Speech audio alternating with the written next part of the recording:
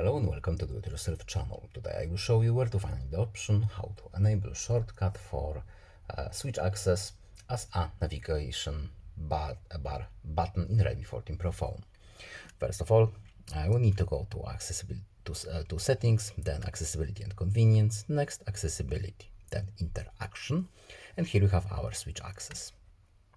And here is the shortcut option.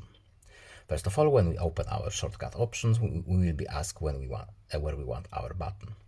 After we set up our button, we can then go to the shortcut options. Then first we need to go to the accessibility button. We need to check this option and then to the more options. And here we have the location of the button.